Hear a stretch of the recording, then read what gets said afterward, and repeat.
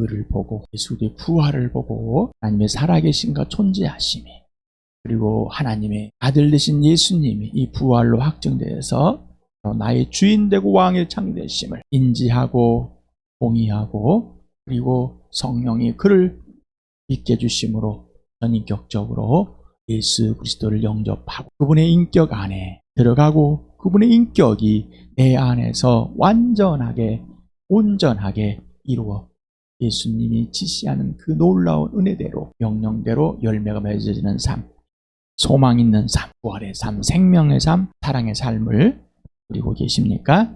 인생의 문제 해결됐습니까? 인생의 문제, 영원한 생명을 얻는 것, 바로 하나님 아버지와 온전히 화해가 되어서 아버지의 영원한 생명과 사랑과 영원하심 속에서 살아가 진짜 회복된 삶. 인생의 문제 해결되었습니까? 이 인생의 문제가 해결된 땅에서 하나님의 아들 예수 그리스도와 동일하게 그분 안에서, 그분이 내 안에서 하나님의 나고 예수님이 하늘 보좌에 올라간 것 같이 우리가 예수님, 다시 오실 예수님을 기다리며 하늘 보좌에 올라가는 하나님의 나라에 들어가는 놀라운 은혜를 누리는 삶을 삽니다. 시간에 슬픔이 있는 그 슬픔이 왜 슬픈지, 아버지와 이별이 되어서 원수가 되어서 슬프다 사실을, 단순히 세상에서 슬픈 이 수준이 아니라 영원한 생명이 없어 슬프다. 예수 믿지 않는 회개하고 돌아와서 예수를 믿고 아버지와 화해되는 인생의 문제가 해결되길 바랍니다. 또한 인생의 문제 해결되었는데 인격적으로 부족함, 이 관계와 질서가 무엇인지 모르는 이 시간에 성령 하나님에서 온전한 예수 그리스도 안에, 예수가 여러분 안에 통치하시는, 여러분은 순종하는, 통치를 받는 축복의 시간 되길 바랍니다. 기도합시다. 인생의 문제 해결된 사람은 하나님과 다툼이 끝났습니다. 예수님께 순종하는, 예수님을 사랑하게 돼버린, 예수님이 지시하는 대로 살아가버린 축복을 얻게 돼버렸습니다. 이미 화해됐습니다. 화해된 삶을 살아가는 복음입니다. 이 복음은 곧 하나님께서 주어진, 하나님이 은혜로 주신 풍성하게 가장 값비싼 선물을 값없이 아무 조건 없이 부어주신 은혜입니다. 선물입니다. 사람과 다투고 있다는 것은 하나님과 있습니다. 하나님의 사람과 다투고 있다는 것은 하나님과 다투고 있는 것, 하나님의 일을 방해하고 있는 것. 아직도 한 사람과 다투고 있었는데, 하나님의 사람과 다투고 있었는데 그거를 인정하지 못하고 있다면 아직도 범죄하는 중입니다. 고백하지 않았던 뭐라고요? 범죄하고 하나님과 화해되지 않았다는 겁니다. 아직도 싸우고 있는 중입니다. 아직도 예수 그리스도의 피 속에서 자기의 범죄함을 인정하지 못하는 것은 하나님과 다투고 있다. 그러니 사람은 여전히 사람과의 다툼을 즐기하고 있는 사람, 범죄함을 인정하고 고백하고 회개하고 하나님과의 다툼이 회복되고 온전한 인생의 문제 해결되어서 사람을 살릴 것에만 관심 갖는, 교회를 살릴 것에만, 자라게 할 것에만, 예수 그리스도의 분량까지만 자라게, 거기에만 관심을 갖게 되어 있습니다. 그러나 자기의 인기나 자기의 자랑이나 자기 욕심, 자기 생각 있는 건 아직도 하나님과 다투고 있는 교만한 자이고, 아직도 지체들과의 다툼이 있고 하나님의 사람과의 다툼이, 성령과의 다툼, 슬프게 하는 자입니다. 인생의 문제 해결된 사람은 이제 아버지와 아들과 성령과 온전한 화해, 관계와 질서가 회복돼서 더 이상 다툼이 없는 겁니다. 그래서 눈앞에 있는 사람들과 다투질 않습니다. 부부가 다투질 않는 겁니다. 부모와 자녀가 다투질 않는 겁니다. 지체들이 다투질 않는 겁니다. 영적인 게 확 들춰져서 보이지 않는 세계를 져서 악한 마귀와 나를 죽이게 한, 죽음으로 끌고 간 이 자기 자식이라고 우겼던 이 마귀와 대적하는 하나님의 영으로, 성령으로 거듭난 자는 하나님의 영짓된 영, 마귀를 보여줍니다. 근데 누구를 예수를 가장 크게 명확하게 보여줘. 아버지를 보여줘. 아버지와 아들을 본 자는, 아버지와 아들을 사귄 자는, 사귀고 있는 자는 끝나버린 겁니다. 분쟁이 끝나. 오직 예수만, 오직 아버지의 뜻에만, 아버지의 일에만 관심 갖는 겁니다. 이게 복음입니다. 하나님의 나라를 이미 하나님 나라의 주인이신 예수님의 내 안에서 이루었기 때문에, 이미 아버지께서 예수 그리스도와 함께 죽은 사람들과 살려내서 하나님의 나라, 아들의 나라를 옮겨놔 버렸기 때문에 이 땅에서 해결할 문제들은 없는 겁니다. 인생의 문제 해결됐습니다. 아직도 무슨 문제들이 있어서, 아직도 자기 자랑이 있어서, 아직도 자기의 재능이, 아직도 자기의 이름이 알려지길 원한다면 다투고 하나님의 일에 동참할 수 없는 자, 이상의 윤리와 도덕을 가지고 거짓된 삶을 살아가는 겁니다. 그 거짓에서 오늘 시간에 벗어나서 진짜로 진리의 삶, 진짜로 예수 그리스도만 되는, 부활과 생명만 되는, 오직 예수만 되는 이 시간 되길 바랍니다. 오늘 야고보서 6절 7절인 4장 1절 6절 7절인데 5절까지 같이 보겠습니다. 시작. 무엇 때문에 여러분 가운데 싸움이나 분쟁이 일어납니까? 여러분의 지체들 안에서 싸우고 있는 육신의 욕심에서 생기는 것이 아닙니까? 여러분은 욕심을 부려도 얻지 못하면 살인을 하고 탐내어도 가지지 못하면 다투고 싸웁니다. 여러분이 얻지 못한 것은 구하지 않기 때문이요, 구하여도 얻지 못하는 것은 자기가 쾌락을 누리는데 쓰려고 잘못 구하기 때문입니다. 간음하는 사람들이여, 세상과 버탐이 하나님과 등지는 일임을 알지 못합니까? 누구든지 세상에 친구가 되려고 하는 사람은 하나님의 온수가 되는 것입니다. 하나님께서는 우리 안에 살게 하신 그 영을 질투하실 정도로 그리워하신다라는 성경 말씀을 여러분은 헛된 것으로 생각합니까? 6절 7절 같이 읽겠습니다. 시작. 그러나 하나님께서는 더 큰 은혜를 주십니다. 그러므로 성경에 이르기를 하나님께서는 교만한 자를 물리치시고 겸손한 자들에게 은혜를 주신다 하고 말합니다. 그러므로 하나님께 복종하고 악마를 물리치십시오. 그리하면 악마는 달아날 것입니다. 읽어본 6절의 7절에서 명사를 봅니다.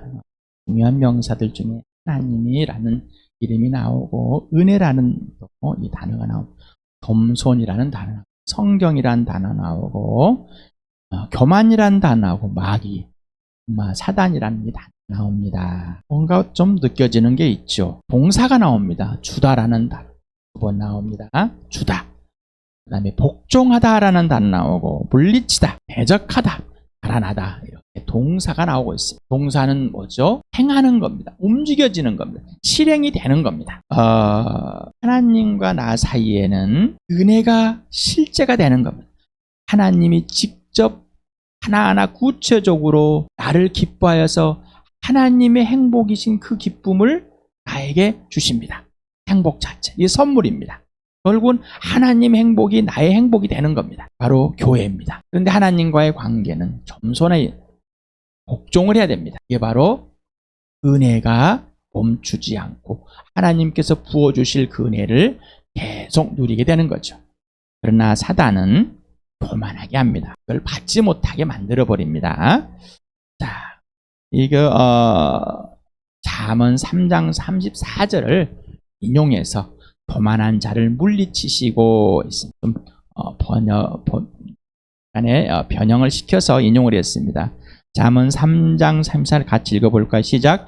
진실로 주님은 조롱하는 사람을 비웃으시고 겸손한 사람에게는 은혜를 베푸신다. 거만한 사람, 거들먹거리는 사람, 그런 사람을 말하고 있네요.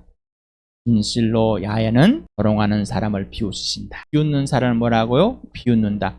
거만하고 까불고 하는 사람을 비웃으십니다. 그리고 누구를? 겸손한 사람에게는 은혜를 주신다. 이걸 인용해서 성령, 하나님께서 우리 안에 부어주신 그 영이 이제는 나와 지체들 간의 관계와 질서를 온전히 회복하시. 지난번에 말씀하였습니다. 하나님은 나를 사모했습니다. 그리워했습니다. 나는 몰랐습니다. 하나님께서 아들을 보내셔서 그 사모하고 그리워하는 그 사랑의 자체를 보여주시고 나를 하나님께 이제 화해시켰습니다. 하나님의 아들 예수 그리스도가, 하나님의 영, 진령 성령께서 이제는 하나님과 화해된 인생의 문제 해결된 사람이 됐습니다. 자, 화해했다는 사랑을 하게 되는 겁니다. 사모하는 것은 보지 못하고 있습니다. 그러나 사랑은 1대1로 눈앞에서 전인격적으로 관계와 질서가 회복된 겁니다. 그래서 이제는 인생의 문제가 해결된 사람들은 하나님이 나를, 성령이 나를, 예수가 나를 사모하도록 하면 안 된다. 자, 혹 우리가 범죄하였거든. 범죄한 나를 하나님은 나를 그리워하고 계신다고 그랬죠. 그리워하도록 내버려 두면 된다고요? 안 된다고요. 자, 회복하는 겁니다. 사랑의 관계와 질서로 인격적으로 온전히 마음과 목숨과 뜻과 힘을 다해서 직접 사랑하는 관계로 회복해야 되는 겁니다. 바로 이 회복이 안 된 상황은 범죄하고 있다. 뭐 하고 있다고요? 범죄하고 있다. 하나님과 화해되었으니까, 인생의 문제 해결됐습니까? 이제는 하나님이 나를, 성령이 나를, 예수님 나를 사모하도록 내버려 두지 않고 나는 직접 아버지 아들과 성령을 마음과 목숨과 뜻과 힘을 내어 사랑하는 그런 모든 시간이 되길 축복합니다. 혹 범죄하거든, 다시 말합니다, 죄를 인정하고 범죄한 자신들을 구체적으로 성령의 알리는 인정하고 고백하고 인격적인 관계를 회복해 진짜 사랑하는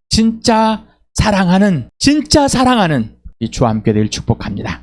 세상에 있는 지금 현재 이 인터넷에서 또 우리 국어 어학원에서 하는 비슷한 이 단어들입니다.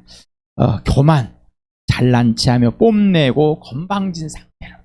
거만, 잘난 체하여 남을 업신여기는 데 있다. 오만, 태도나 행동이 건방지거나 거만한 또는 그 태도나 행동 자체를 말한다. 건방, 젠치하여 주제넘은 태도. 자만, 자신이나 자신과 관련 있는 것을 스스로 자랑하며 뽐내는, 다 이 교만에 걸쳐있는 단어입니다. 여러분, 여기에서 이렇게 세상에서 이렇게 배웠죠. 교만하지 말라, 거만하지 말라, 오만하지, 건방 떠지 말라, 젠치하지 말라, 잘난 체하지 말라, 자만하지 말라 들었습니다. 이거는 어디서 배웠어요? 기준이 뭐예요? 각 나라와 민족 문화의 종교를 갖고 있고 윤리나 도덕을 갖춘 그 기준에서 여러분들은 배웠을 겁니다. 또 가정마다 각자가 교만하고 거만하고 오만하고 건방하고 이 자만하는 게 기준이 다 다릅니다. 국가마다 다르고 지역마다 다르고, 우리나라도 지역마다 다르고 어디까지 다른다고? 가정마다 다르다고. 자, 구약 성경에서 교만이라는 이 단어를 찾아봤습니다. 가온이라는 교만한 이 단어가 있는데 49회 정도 사용됐답니다.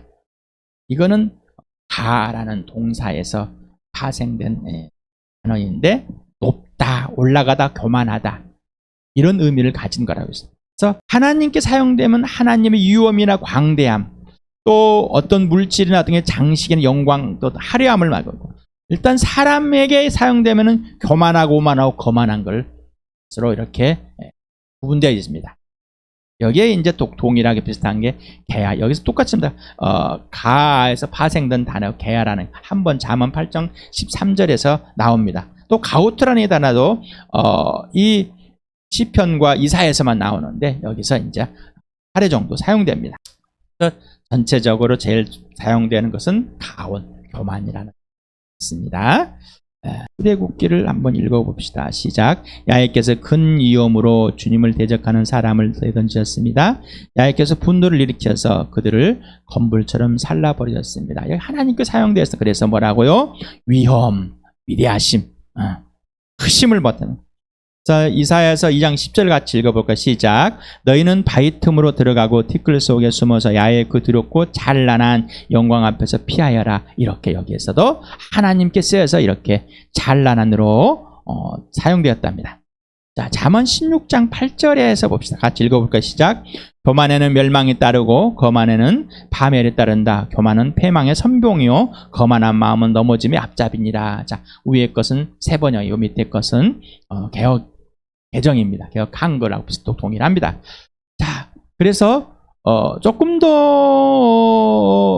뭐라 그럴까? 강력하게 표현된 것이 개혁 개정해 봅니다. 교만은 뭐라고요? 망한 것이다. 망함의 1번이고 거만함은 뭐요? 바로 넘어짐의 앞이다. 똑같아. 그러니까 교만함과 거만함은 항상 앞에 있다. 그래서 교만에는 멸망이 따른다. 교만의 결과는 뭐라고요? 멸망이다. 그 다음에 거만은 결과가 파멸이다. 잠언 18장, 여기 교만의 가온이 사용됐습니다. 잠언 8장 13절 한번 읽어봅시다. 시작. 야훼를 경외하는 것은 악을 미워하는 것이다. 나는 교만과 오만, 악한 행실과 거짓된 입을 미워한다. 자, 여기서 보면은 교만이란 개야가 나와요. 그 앞에 있었죠. 그 다음에 오만, 가온이란 이 단어가 사용되었습니다. 그래서 하나님을 경외하는 것이 지식의 근본이요 지혜의 근본인데, 하나님을 경외하는 건 뭐로? 악을 미워하는 것이다. 그래서 교만, 오만함, 이것을 미워하는 것. 미워한다는 것은 뭐 같이 함께 할 수 없는 거예요. 섞일 수 없다는 것이죠. 에베소서 5장 21절 오랜만에 한번 또 읽어볼까요? 시작. 여러분은 그리스도를 두려워하는 마음으로 서로 순종하십시오. 우리 경외하다, 두려워하다, 공포, 무서움에 대해서 한번 몇 차례 에베소 하면서 알아봤었죠. 포보스라는 헬라어, 경외하다, 두려워하다 갖고 있는데 공포하고 무서움이라는 하나님이 두려워서 경외해서 두려움이 아니라 그냥 그 자체가 내 안에 공포로 두려움을 오는 것들 두 가지가 사용되어 있다. 그래서 포비아라는 이 공포증, 병적인 공포 혐오가 여기서 왔다라고 여기서 유래했다고 여러분하고 나누었습니다. 자, 여기서 겸손도 교만도 마찬가지입니다. 하나님과의 관계와 질서에서 하나님을 높여드리고 하나님의 유엄을 알고 하나님께 있다면은 우리는 교만할 수가 없어요. 예수님을 두려워하고 경외한다면 우리는 공포를 느낄 수가 없어요. 그래서 이 단어에서 서로 양면된 이 뜻을 갖게 된다는 것은 곧 하나님이 기준이 된다는 것을 의미하지 않을까 저는 이렇게 생각합니다. 그래서 세상의 윤리나 도덕, 종교, 문화에서 가져오는 이 교만함, 이 경외를 멈추시고 하나님께서 성경을 통해서 뜻과 의미를 보여주는 이 교만함으로 받아들이시고 이 경외로 받아들이시길 바랍니다. 헬라어에서 교만함이 있습니다. 이것도 빛을 내다라는 페르라는 위에 그 다음에 파이노라는 빛을 내다 나타내다라는 합성어입니다. 그래서 이 교만한 것도 뭐예요? 빛을 내는 거예요. 나를 내는 거예요. 나를 드러내고 싶어하는 그런 마음을 갖고 있는 거죠. 교만합니다. 그러나 하나님이 빛이 발행할 때 멈추는 것이죠. 그래서 나를 드러낼 것인가 아니면 하나님이 드러날 것인가 둘 중에 하나입니다. 여러분은 겸손한 사람이라고 많이 들었습니까? 겸손해야 된다고. 겸손하면은 진다라고 들으셨습니까? 겸손한 자는 약한 자라고 들으셨습니까? 여러분 교만하다고 들었습니까? 겸손의 표현을 하려고 예를 썼습니까? 우리나라는 사양을 많이 합니다. 겸손의 미덕이 사양입니다. 그래서 드십시오. 아닙니다. 이걸 가지십시오. 아닙니다. 이 겸손으로 배웠어요. 우리는 그 문화의 뿌리를 아주 깊이 받고 있어요. 3장을 할 때 겸손과 온유에 대해서 썼죠. 기억이 나십니까? 아주 먼 옛날이요 따졌습니다. 그러면 제가 읽어드리겠습니다. 성령님이 여러분을 일깨워드리길 바랍니다. 여러분 안에 하나님의 영을 아버지께서 부어줘서 아버지를 알고 예수를 알게 만들어줬습니다. 여러분을 구원하신 그 영이 오늘 여러분에게 꼭 설명해 주길 바랍니다. 세상에서 온유는 성격, 태도 따위가 온화하고 부드럽다. 겸손은 남을 존중하고 자기를 내세우지 않는 태도이다. 성경에서 본 온유와 겸손, 히브리어 보면은 기호약에는 아나라는 게 있다. 무엇에 노력을 덜하다, 괴롭히다, 압박하다, 압박을 다하다, 겸손히 행하다, 스스로 복종하다. 이게 나. 그래서 아나우라는 이 가난한, 유순한, 겸손한, 온유한, 억압된 이런 것이 있습니다. 그래서 온유와 겸손의 반대의 말은 뭐라고요? 교만이다. 교만. 그래서 민수기에 보니까 모세로 말하자면 땅에 사는 모든 사람 가운데서 가장 겸손한 사람입니다. 개역개정 이 사람 모세는 온유함이 지면 모든 사람보다 더 하더라. 하나님이 기준, 하나님께 순종하는 자가 겸손한 자, 낮아지는 자, 하나님께 가난해지는 자. 시편을 보니까 가난한 사람들도 여러분들의 마음이 늘 유쾌하길 빕니다 하면서 축배를 들고 배불리 먹을 수 있을 것이다. 야외를 찾는 사람은 누구나 주님을 찬양할 것이다. 이렇게 새 번역을 했어요. 근데 개역개정에서는 겸손한 자는 먹고 배부를 것이며 야외를 찾는 자는 그를 찬송할 것이다. 너희는 마음을 용히 살 것이다 하면서 이 겸손함인 가난함, 아나우를 어떻게 보느냐에 따라서 뒷부분이 달라져 버린다라는 겁니다. 야외를 찾는 사람이 누구예요? 하나님을 찬양할 것이다. 시편 149편 4절에서 야훼께서 당신의 백성을 보시고 기뻐하신다. 놀림받는 사람, 승리 영광을 안겨주신다. 여기까지는 겸손한 자를 구원을 아름답게 하신다. 근데 여기서 보면은 아까 가난한 자, 핍박을 받는 자. 그래서 새 번역이 더 여기서는 잘 번역했잖아요. 핍박을 받는 자에게는, 놀림 받는 자에게는 하나님께 영광에서 하나님께서는 와 가부의 아버지, 갇힌 자를, 약한 자를 살리시러 아들을 보내시는 하나님. 그래서 놀림을 받고 있는 자를 하나님께서 끄집어내요. 승리한 자로 바꿔주실 것이라는 겁니다. 하나라는 단어가 있어요. 낮추다, 무릎을 꿇다, 굴복하다, 겸손하다. 역대하에서 이렇게 봤습니다. 야훼께서 므낫세와 그의 백성에게 말씀하셨으나 그들이 듣지 않았으므로 야훼께서 아시랴 왕의 군대 지휘관들을 시켜 유다를 치게 하시니 그들이 므낫세를 사로잡아 사절을 묶어 바빌론으로 끌어갔다. 므낫세는 고통을 당하여 하나님 야훼께 간구하였다. 그는 조상의 하나님 앞에 아주 겸손해졌다. 그가 주님께 기도하니 주님께 그 기도를 받으시고 그 간구하는 것을 들으셔서 그를 예루살렘으로 돌아가게 하시고 다시 왕이 되어 다스리게 하였다. 그제서야 므낫세는 야훼만이 하나님이시라는 것을 깨달았다. 그래서 낮아지다. 누구 앞에 낮아지는 거예요? 하나님. 하나님 앞에 무릎을 꿇는다. 복종한다. 겸손한 자. 여러분하고 어떻게 세상에서 배운 겸손이라는 온유라는 단어하고 좀 배운 거하고 좀 차이가 있으니까 느끼십니까? 아니면은 아직도 이 혼란스러운 상황에 있습니까? 아니면 아멘 하시고 맞습니다. 내가 지금까지 온유와 겸손을 잘못 알았습니다. 세상의 것으로 알았습니다. 종교로 알았습니다. 윤리와 도덕을 알았습니다. 세상의 가치관으로 우기고 있었습니다. 나는 지금 이제 하나님께 성령께서 직접 지금 알려주심을 통해 직접 배우고 있습니다. 이러고 계십니까? 부자가 되길 바랍니다. 구약에서 온유와 겸손은 야훼 하나님만 아는 것입니다. 오직 하나님께 무릎을 꿇는 마음과 행위며 하나님만 의지하며 의존하는 영적인 삶입니다. 하나님께서는 이러한 영적인 삶을 살도록 육체적인 억압, 고난, 시련, 가난, 고독을 통해서 온유와 겸손을 가르치십니다. 이 상황 환경에서 하나님은 사랑이시며 항상 채세며 전지전능하십니다. 당신이 하나님만이 되지 않으면 당신이 하나님만으로만 되지 않으면 이런 상황과 환경에서 당신은 두려움, 불평, 불만, 근심, 걱정, 불안, 저조 자체가 됩니다. 결국 하나님의 지시대로 행하지 못하고 불순종의 대가를 치르게 됩니다. 하나님을 사랑하지 않으므로 결국 하나님의 참된 은혜에 동참하지 못합니다.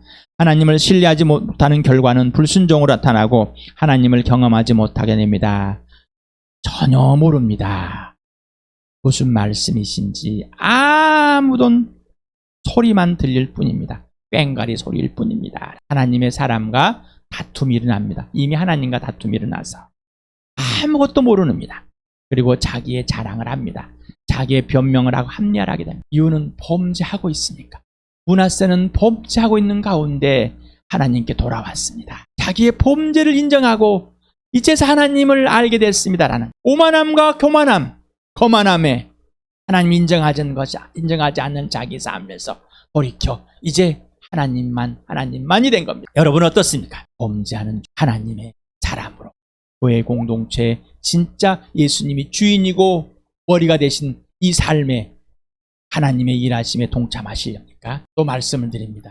내가 전에 예수 믿기 전에 예수 믿은 후에 범죄함 하나님의 일하심에 반대했다면은 거절했다면은 반드시 성령께서 그 사실을 알려준다면 그리고 알려달라고 하시고 꼭 므낫세와 같이 범죄함을 인정하고 하나님을 보고 하나님께 겸손히 굴복하시기 바랍니다. 그러지 않으면 절대로 앞으로 굴복되지 않습니다. 왜? 아직도 범죄하고 있는 중인 들리질 않습니다. 왜? 범죄하고 있는 하나님보다 높고자 하는 옛사람이기 때문에 절대 들리질 않는 나 예수 믿는데요. 안 들리는 겁니다. 들을 수가 없습니다. 왜요? 이 안에 듣지 않기로 작정을 하고 이미 하나님께 반항하며 하나님을 대적하고 있기 때문입니다. 온유하고 겸손한 자는 죄를 범했을 때 범죄함을 구체적으로 인정하고 고백하여 회개함으로 하나님만 의지하고 의존하는 사랑과 신뢰와 순종의 관계 질서로 회복합니다. 교만한 자로 수석되는 자는 범죄함을 인정하지 않고 인정한다고 하면서도 고백하지 않으며 하나님과 온전한 관계와 질서를 회복하지 않고 있습니다. 곧 회개하지 않기 때문입니다. 뉘우치거나 반성하거나 후회하는 이거는 하나님과 입니다.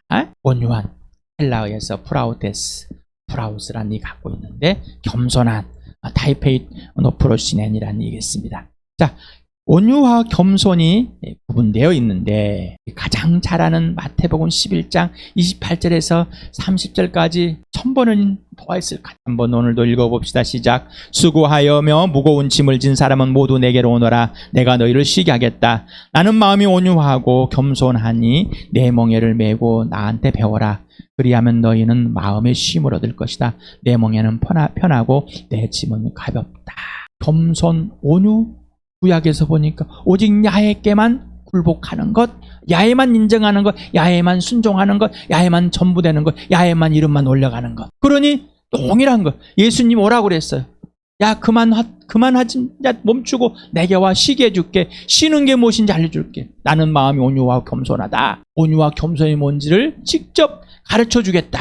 그래야 쉼이 뭔지를 안다. 다툼이 없다는 겁니다. 하나님 아버지와 관계의 질서가 온전히 회복된 것, 다툼이 없다. 예수님은 하나님 아버지와 한 번도 다투질 않습니다. 그래서 온유와 겸손은 우리에게 없습니다. 왜? 하나님이 없기 때문에. 온유와 겸손은 하나님께만 굴복합니다. 그래서 예수님은 나는 아버지가 하라는 말만 하라는 것만 한다. 나는 아버지의 뜻이 이루어지는 것과 아버지 일이 되는 것만 관심이 있지, 그것이 내 양식이 내 전부이지 라는 겁니다. 온유하고 겸손한. 그런데 이 온유와 겸손을 스스로가 세상에서 있는 온유와 겸손을 바꿔가서 어머 안녕하십니까 감사합니다. 아이고, 이런 거짓된 온유와 겸손을 교회 안에 그리고 자기 안에 끌고 들어와서 자기의 욕망과 욕심을 채우라는 아주 교만한 자가 되어 있는 겁니다. 이 시간에 온전히 예수 그리스도와 함께 자기 정욕의 욕심을 십자가에 못 박아버린 그 사실이 실제가 되길 바랍니다. 온유와 겸손의 근거 이유 기준은 오직 예수 그리스도입니다.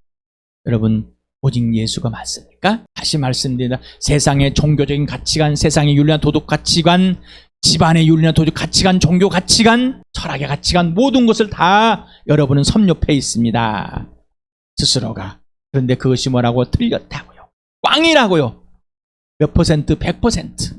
그건 욕심이고 세상의 욕심, 종욕입니다. 육체적인 삶. 그러니 예수 그리스도께 직접 성령이 여러분을 죽은 사람들을 살려서 거듭나게 해서 예수를 믿게 하고 예수를 살려내선 그 예수 성령이 여러분을 가르쳐 주십니다. 성령께 배우지 않으면 온유와 겸손은 모릅니다. 꼭 성령님께 배우시고 꼭 예수님을 따라가며 직접 온유와 겸손을 배우시기 바랍니다.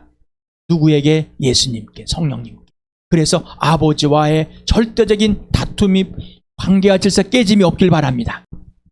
로마서 5장 8절 같이 읽어볼까요? 시작. 그러나 우리가 아직 죄인이었을 때 그리스도께서 우리를 위하여 죽으셨습니다. 이래야 하나님께서는 우리에 대한 자기의 사랑을 실증하셨습니다. 예수님은 아버지께 순종했습니다. 온유와 겸손. 죽었다. 나를 살리기 위해서. 예수님은 나한테 맡겼다. 온유와 겸손. 나를 벌하지 않으시고 나와 다투지 않으시고 나를 심판하지 않으시고 나한테 맡기신 것. 여러분에 맡겼습니다. 우리에게 맡겼습니다. 죽음을 아버지께 맡기질 않습니다. 왜? 사랑하게. 예수님은 아버지가 사모하도록 놔둔 게 아니라 사랑하였습니다. 예수님은 나를 사랑하십니다.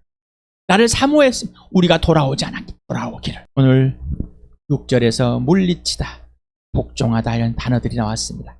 저항하다. 여기는 물리치다는 안티타스소마이라는 이 헬라어 단어인데 안티라. 여러분 안티 잘 알잖아요, 그죠? 뭐 특히나 이 안티 뭔가 좀 자꾸 거슬려지고 반대하는 사람. 그래서 요즘은 안티크라이스트, 안티그리스도 뭐 이렇게 그냥 무조건 싫어. 여기는 안티 반대하다, 대항하다는 에서 타스소라는 이 일정을 놓다라는 이 단어와 합성하게 됩니다. 그래서 어떻게요? 일정한 곳을 움직이는 거니까 일정하게 있을 수 없는 것, 저항하다, 반대하다 이런 뜻이 나온 겁니다. 복종하다, 예, 또 봅니다. 히포타스소라는 이 단어입니다. 여기도 휘포란 아래에 일정한 똑같이. 그래서 아래에 일정하네. 그래서 아래에 일정하게 놓는 겁니다. 한 곳에 가만히 있는 겁니다. 움직이면 안 되는 겁니다. 그래서 원래 군사 용어였는데 복종하다, 순종하다, 굴복하다 뭐 이런 것을 갖고 있는 겁니다. 대적하다. 여기도 또 있습니다. 예, 반대. 예. 그래서 시스템이라는 세우다라는 건데 놓다라는데 반대니까 놓을 수가 없어. 대적하다, 대항하다, 피하다 뭐 이런 거 갖고 있습니다. 예. 그다음에 달아나다라는 이 표고란다는데 원어민은 몸으로부터 멀리 도망하다라는 의미를 갖고 있답니다. 자, 여기인데 보면은 퓨기오라는 이 라틴어가 도망하다라는 여기서 유래됐답니다. 영어에서는 퓨지티브라는 도망자가 있죠. 여기에서 이 헬라에서 유래됐다고 합니다. 자, 그래서 멀리 도망하다, 달아나다 이런 의미를 갖고 있습니다. 자, 그러면서 자, 하나님과의 나와의 관계입니다. 자, 우리는 하나님께 교만한 자의 하나님보다 높고자 한 자에서 맞으니까 하나님을 인정하지 않고 마음에도 의심하지 않고 자기가 주인 돼서 자기 이기적으로 자기가 이상의 통치자처럼 살아왔습니다. 누구를 따라? 마귀를 따라서. 맞아요? 자, 이제 하나님 아들 예수 그리스도를 성령께서 화해시켜 놨습니까? 인생의 문제 해결됐습니까? 하나님과의 영원한 생명을 얻고 영원한 사랑 안에 영원한 하나님의 품에 있습니까? 이제 하나님과 다툼이 끝나버렸고 원수가 끝나버렸고 오직 하나님과의 창조의 피조물의 관계 질서가 온전히 회복되어 있습니까? 이게 뭐예요? 은혜이죠. 자, 인격적인 관계에서 이 인격적인 관계 하나님과 나에게 관계에서 겸손함, 이 겸손함, 언제나 하나님께 순종하는 자, 처복종에 굴복하는 자, 하나님 앞에 가난한 자, 무릎을 꿇는 자, 이 사람 뭐예요? 하나님께서 은혜를 더 주신다. 하나님은 차별하지 않으시고 공평하십니다. 다시 말하면은 교만한 자는 하나님의 은혜를 자기 스스로가 거절해버린 겁니다. 그러나 겸손한 자는 하나님과의 관계 질서가 분명하니 하나님이 하늘의 것, 이 땅의 걸 선물로 주신 하나님 관계와 어떤 관계 질서를 주시는 것을 그대로 누리게 되는 거죠. 그러니까 더 주신다는 거죠. 더. 이 땅에서 내 자신이 그리고 마귀가 이 옛 죄인이 자꾸 거슬릅니다. 이게 뭐예요? 교만. 하나님과 나 사이를 관계를 깨려고 그럽니다. 질서를 깨버리려고 그래요. 그래서 사탄은 부추깁니다. 교만하도록. 하나님께 순종하지 못, 가난하지 않으려고. 자기가 스스로 빛을 내려고. 이때 뭐 하라고요? 물리쳐라. 다시 말하면 성령이 범죄하는 사실을 알려주고 죄의식을 알려줍니다. 그래서 먼저 예수님같이 내가 이런 마음이 있는데 아버지의 뜻대로 하십시오 하고 싶지만은 아버지의 뜻대로 하는 죄의식을 갖고 순종하게 만들어줍니다. 그러나 우리도 마찬가지입니다. 죄의식을 갖고 물리치도록만 하지만 우리가 넘어졌을 때 범죄했을 때 또 성령께서 어떻게 해요? 바로 죄의식을 갖게 하는. 죄의식이 없이는 물리칠 수가 없습니다. 내가 교만한지 겸손한지 아예 모릅니다. 이 죄의식을 갖게 한 죄를 알려주는 건 누구라고요? 성령 하나님. 그래서 성령 하나님을 슬프게 하면 아무것도 모릅니다. 그래서 성령께 직접 배우라고. 우리 주일에 계속해서 지금 몇 주째 성령 하나님을 소개하고 있습니다. 자, 물리쳐라. 대항하라. 이건 내 것이 아니다. 이제 끝나버렸다. 하나님과 나 사이는 절대로 이것이 교만이 들어갈 수 없는 것이다. 나는 하나님께 절대 대항할 수가 없다. 자, 그러면서 어떻게요? 이제 복종하라. 누구에게? 하나님께. 예수님께 순종하라. 복종하라는 겁니다. 완전한 관계가 지속되는 겁니다. 관계 질서가 지속되는 겁니다. 우리 스스로가 물리치고 막 우리 스스로가 해야지. 내가 잘못했지. 다른 걸 해야지. 내가 A를 잘못했지. B를 해서 갚아야지. 이게 겸손한 자를 배웠어요. 하나님은 그게 겸손한 자가 아니라 범죄한 건 범죄한, 하나님과 관계 질서 깨버렸기 때문에 범죄하는 중인 거예요. 절대로 회복이 안 되는 거예요. 어떤 것으로 갚아가지고 하는 게 아닙니다. 원전은 하나님과 관계 질서를 회복하는 겁니다. 그러면 하나님이 아까 므낫세에게 하듯이 그렇게 행하십니다. 그러니 세상의 가치관, 윤리, 도덕 가치관, 종교 가치관, 당시 여러분들의 집안의 문화를 전부 다 끝내시길 바랍니다. 그건 다 거짓입니다. 가짜입니다. 무슨 말이에요? 누구만 진짜 예수만 처복종하는 거. 그러면 마귀를 대적하게 돼. 근데 우리는 스스로 마귀를 대적하려고 합니다. 이 마귀가 예수님께 순종하면 순종하는 것이 마귀가 대적하는 거. 그러면은 복종하면은 마귀가 대적하고 마귀는 어떻게 해요? 달아납니다. 마귀로부터 도망가지 마시라. 영적인 상. 물론 지혜롭게 세상에서는 피할 길도 있지만은 영적인 사회에서 도망가지 마시라. 누구에게 순종하라고요? 예수님께, 아버지께, 성령께 순종하라고요. 안 되니까 어떻게 처복종하라고. 이게 승리의 삶입니다. 이게 복음입니다. 우리 에베소서를 읽으면서 마치겠습니다. 시작. 끝으로 말합니다. 여러분은 주님 안에서 그분의 임찬 능력을 굳세게 되십시오. 악마의 관계에 맞설 수 있도록 하나님이 주시는 온몸을 덮는 갑옷을 입으십시오. 우리의 싸움은 인간을 적대자로 상대하는 것이 아니라 통치자들과 권사들과 이 어두운 세계의 지배자들과 하늘에 있는 악한 영들을 상대로 하는 것입니다. 그러므로 하나님이 주시는 무기로 완전히 무장하십시오. 그래야만 여러분이 악한 날에 이 적대자들을 대항할 수 있으며 모든 일을 끝낸 뒤에 설 수 있을 것입니다. 그러므로 여러분은 진리 허리띠로 허리를 동이고 정의의 가슴마개로 가슴을 가리고 버텨 서십시오. 발에는 평화의 복음을 전할 차비를 하십시오. 이 모든 것에 대하여 믿음의 방패를 손에 드십시오. 그것으로써 여러분은 악한 자가 쏘는 모든 불화살을 막아 꺼버릴 수 있을 것입니다. 그리고 구원의 투구를 받고 성령의 검 곧 하나님의 말씀을 받으십시오. 온갖 기도와 간구로 언제나 성령 안에서 기도하십시오. 이것을 위하여 늘 깨어 끝까지 살면서 모든 성도를 위하여 간구하십시오. 나뿐만 아니라 내 지체들을 위해서도 마찬가지입니다. 자, 죄의식, 교만함, 내 모습을 성령이 볼 때 먼저 뭐라고요? 복종하라, 순종하라, 순복하라, 자복종하라. 분석하지 마시기 바랍니다. 먼저 예수님께 불복하면은 됩니다. 평상시에 하는 일입니다. 우리 모두 겸손하게 됐던 사람들입니다. 온유와 겸손함을 입은 자가 되었고 은혜로 받은 자가 되었습니다. 하나님의 은혜를 매일매일 더 받을 자들이 되었습니다. 복지 맙시다.